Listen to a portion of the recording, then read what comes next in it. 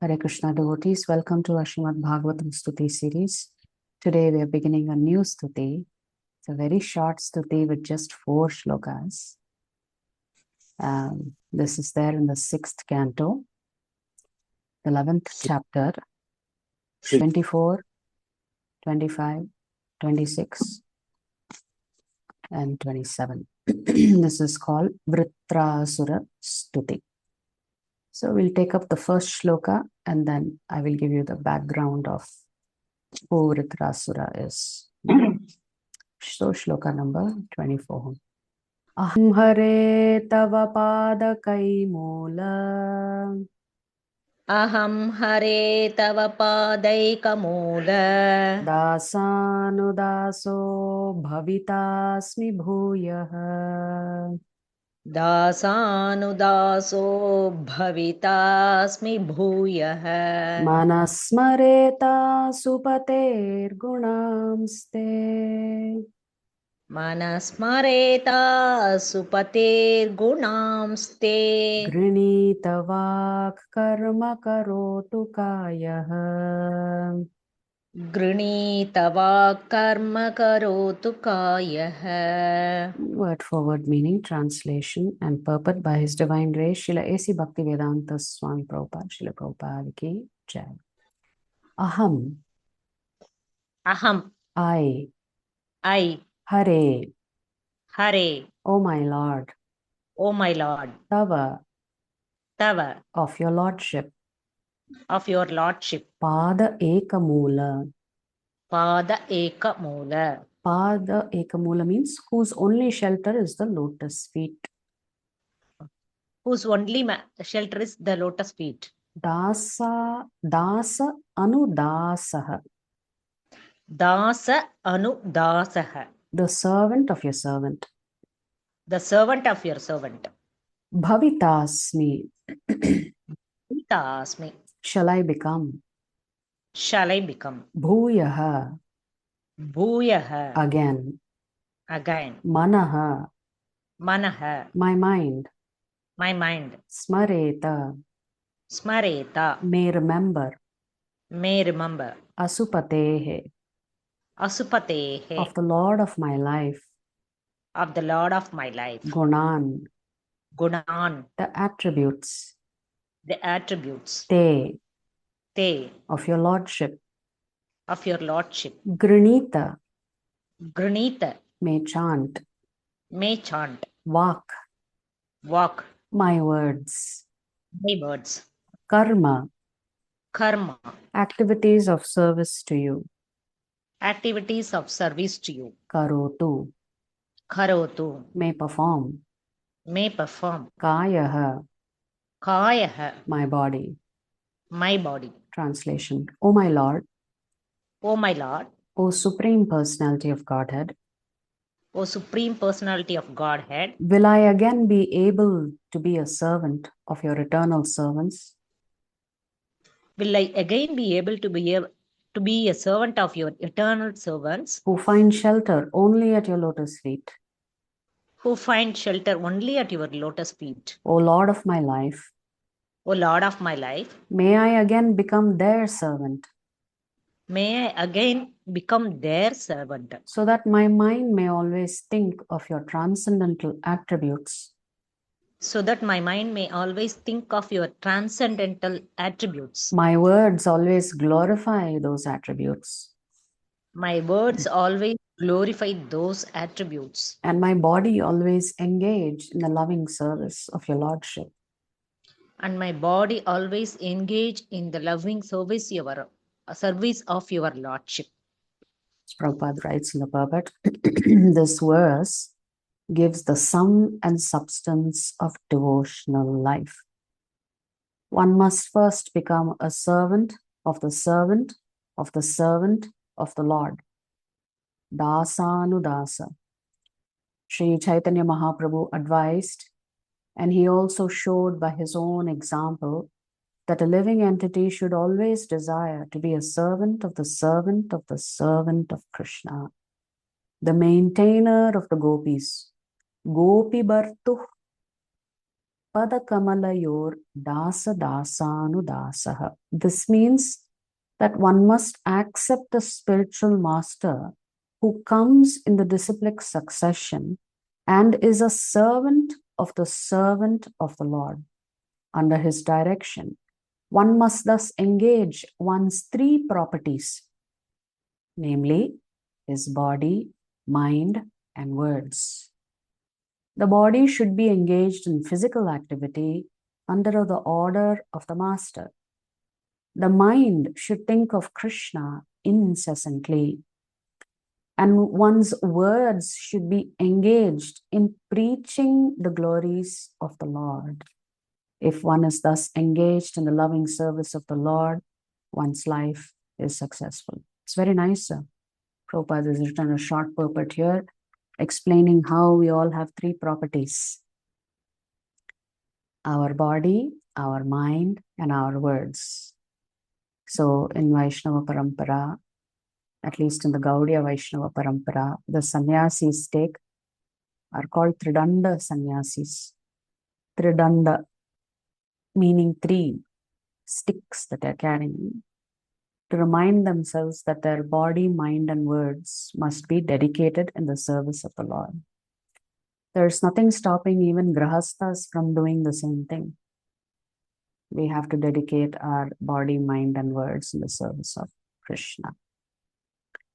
So you could say this Vritrasura character is a godly demon. How can a demon be godly?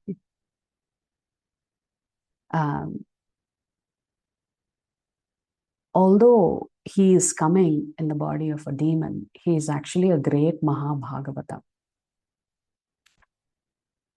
An elevated bhakti yogi, you could say. He was created out of a sacrificial fire, primarily to avenge the death of his brother. So his father performs a sacrifice, and out of that sacrifice comes Vritrasura. Indra had killed his brother, and therefore the father wanted to take revenge. And so Vritrasura comes out of this yajna. And he's a very powerful person. If you saw the photo of Vritrasura, he's like a giant, creating a lot of fear among the devatas. What makes Vritrasura so glorious is not his immense strength and prowess, of course, which he had, because he defeated the devatas in a battle single-handedly. He even defeats Indra temporarily. So what makes him unusual is not his immense strength as a fighter, but rather his level of spiritual elevation. At one point in time, he's battling Indra, and he disarms Indra. Indra is not an ordinary personality. He's the king of the demigods, but somehow or the other, he manages to disarm Indra. And when he disarms Indra, Indra actually becomes weak. He loses his courage to fight. He's filled with self-doubts. At that time, Vritrasura begins to give him a philosophical discourse. He's encouraging Indra to fight him, to continue fighting, because that is the role that Indra has to play. So how come he was born as an asura, but he is considered to be a great bhakti yogi? Then you have to go to his past life. In his previous birth, he was Chitraketu.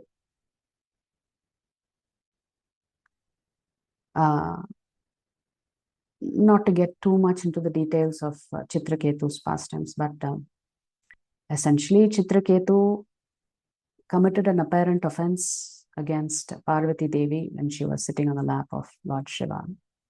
And at that time, she curses him that he will take birth as a demon. So it is that same Chitraketu, who was a wonderful devotee of the Lord, who was an advanced devotee of the Lord, who comes back as this Vritrasura because of the curse of Parvati Devi. What can we learn from this? That what Krishna is saying in the Bhagavad Gita actually holds true. We need not have any doubt about anything that Krishna says in the Bhagavad Gita. Krishna says, no, well, if you start with chapter 2, shloka 40, Krishna says, Neha bhikrama nasosti pratyavayo na vidyate swalpamapyasya dharmasya trayate mahato bhaya. When a little bit of devotional service will take you a long way, it will protect you. It will make you fearless. Then if you go to the 6th chapter of the Bhagavad Gita, the Lord says that anybody who has performed any one of the transcendental paths of trying to unite with him in yoga, if they've done it for a short duration, they get certain benefits. They are born into a pious family, a highly educated family, or a royal family. If they've performed yoga for a long time, then they immediately take birth as a devotee in a devotee family. So what we can learn from this is that the fact that Chitraketu comes back as Vritrasura is, whatever happens, your spiritual progress is always protected. Otherwise, how was he able to instruct Indra on philosophy? It's not possible. That means he must have done it in his past life. He must have built that awareness. So the other thing that this says is that although he's coming in the body of a demon, that anybody can practice bhakti yoga. There is no restriction, there is no limitation, there is no pre-qualification. Actually, the only qualification that one ever needs is to have a little bit of faith in Krishna, and then you can make progress. So I was listening to a nice lecture this morning on this particular shloka. In the 3rd canto, when Brahma is given the role of having to do secondary creation, he offers many prayers. And in one such prayer, Lord Brahma says, my dear Lord, do not, please don't subject me to illusion during the process of creation. That means even Lord Brahma is afraid of falling down. Any minute, anything can happen and you can give up Krishna consciousness. That is the most scary part of this easy way of practicing Krishna consciousness, by chanting, by hearing, by associating with devotees, following the 4 regulative principles. So see, Brahma is praying to the Lord for protection. So similarly, every day when we're practicing Krishna consciousness, we should beg and plead with the Lord that he should protect us from our own ego, from our own envy, from our own anger that can cause us to give up Krishna consciousness. We can forget Krishna anytime. When we are overcome with anger, envy, jealousy, distress, anxiety, it's very easy to give up Krishna consciousness. So see, if Brahma is praying to the Lord to protect him from Maya, then how much more we should pray to protect us from our own anarthas. Prabhupada said that there is a difference between material anxiety and Krishna anxiety. Prabhupada used the term Krishna anxiety. Material anxiety is, will I have enough money in the bank so that I can retire comfortably? Will I be able to build a house? Will I be able to marry my daughter off into a nice family? These are all material anxieties. So how does Prabhupada describe Krishna anxiety? Krishna anxiety comes in the form of thoughts like this. When will I get an opportunity to preach? How can I distribute more books? How do I connect more souls to Krishna? When your thoughts convert to these kind of thoughts, then this is Krishna anxiety. So a devotee never goes to Krishna and asks for basics, just like Prabhupada says. A child never has to go to his parents and worry Will you give me food today? Will you ensure that I'm clothed today? Will you send me to school? These things the child never has to ask the parent, because the parent knows what's their responsibility. Similarly, Krishna knows he needs to give you adequate food, adequate shelter, adequate everything. You don't even have to ask him for it. So a devotee is anxious to obey the instructions of the Lord. A devotee is always anxious to please the Lord. So Prabhupada says Krishna anxiety is not cheap. So an anxiety for a devotee will be like this. If you're in the devotee kitchen and you're coming for seva, you should be anxious that you should be there on time. For the person cooking the bhoga for the Lord, that devotee is anxious that the bhoga has to be completed on time and go on time onto the altar. A devotee should be anxious that if they've decided to come for Mangala Arati, they should be there before Mangala Arati starts. So you can see this kind of anxiety is Krishna conscious anxiety. I should be for class on time. I should come for my seva on time. I should do my seva nicely. I should do things to please the senior Vaishnavas. I should conduct myself in such a way that it pleases Guru and brings a smile and satisfaction for the Guru. Whereas material anxiety will always give you hypertension, BP. It'll just put your body in a poisonous state. Spiritual anxiety is all about how can I become a better devotee. So how to become a better devotee? Prabhupada defines Sankirtana. It says, Bahubir militva kirtayati Sankirtana. Meaning, when many people come together and engage in glorifying the Lord and engage in the service of the Lord, this is called Sankirtana. So the importance of this is that we should all come together. We should cooperate to please Krishna and also to give Krishna consciousness to everybody. There's a very, very powerful statement that Prabhupada made. He said, this ISKCON cannot be destroyed from the outside. That means nobody from outside can touch the movement. And then Prabhupada said, this movement can only be destroyed from within when there is no cooperation. That means we can self-destruct when we find faults with each other, when we are unhappy with each other as devotees.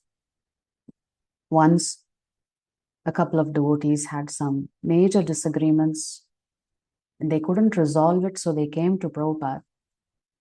And Prabhupada said, just resolve it. It is not difficult to resolve differences. And then Prabhupada made a statement. The root cause of dissension is envy. So we should always worry about what is our motive behind service in Krishna consciousness.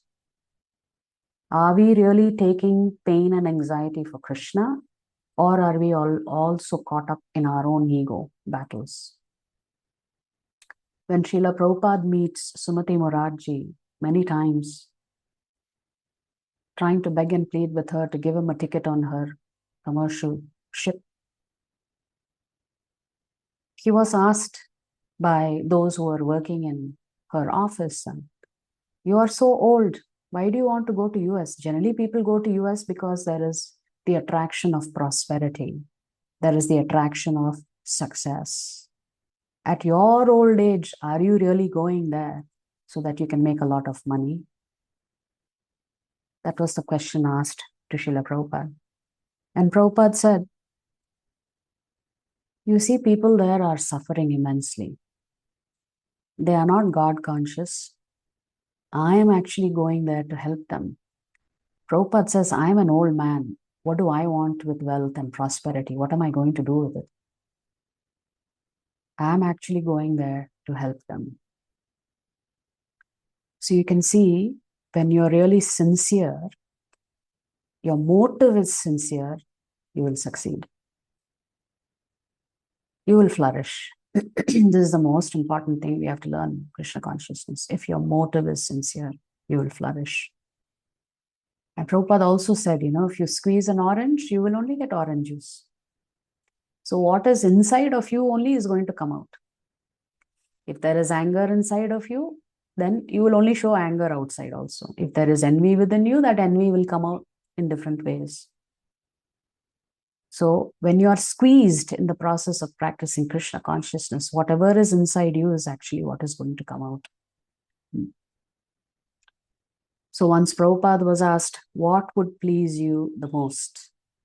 Many of his disciples have asked this question, and at different times, Prabhupada has given different answers. To one such of his disciples who asked Prabhupada, what would please you the most? Prabhupada said, be cent% Krishna consciousness, in the sense, be cent% Krishna conscious, and help others become Krishna conscious. So here in this particular shloka, what is Vritrasura asking the Lord? He is saying, I just want another opportunity to be the servant of the servant of the servant of you, my Lord. And my mind should always be thinking about your transcendental activities, your attributes.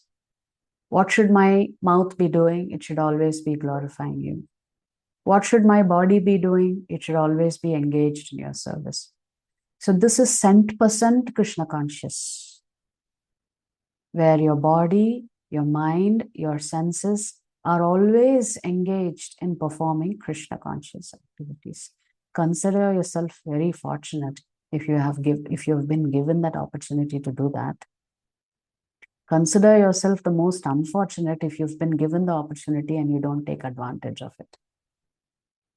So what is Vritrasura saying? He is saying the same thing that the Lord is saying in the Bhagavad Gita to us. Manmana bhava madbhakto madhyaji mam namaskuru. The mind should always be absorbed in Krishna consciousness.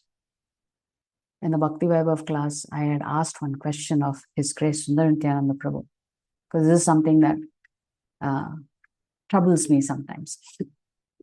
The question that I asked Prabhu was, the way you experience Krishna consciousness when you're sitting in a kirtan, or when you're absorbed in a class, or when you're absorbed in chanting, the feeling that you get is very different than when you're engaged in Krishna conscious activities that is all about planning, executing festivals, planning for preaching programs, planning for managing the temple activities, etc.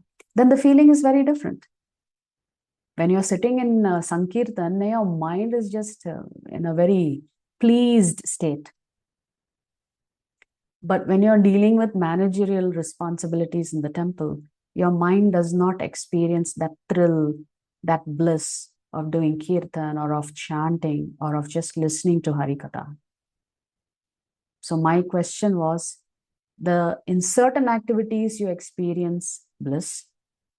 In certain activities in Krishna consciousness, you're not even thinking of Krishna. You're only absorbed in planning, executing, monitoring, all of this. So my question was, are you still making progress spiritually when you're engaged in activities that doesn't necessarily immediately bring you that feeling of happiness and bliss? And Prabhu said, absolutely, you will make spiritual progress. Actually, you'll make faster spiritual progress, because you're planning, executing, everything that you're doing it to expand Krishna consciousness. So you're taking anxiety on behalf of Guru and Krishna. You're taking difficulties on behalf of Guru and Krishna. And therefore, Krishna and Guru will always protect you.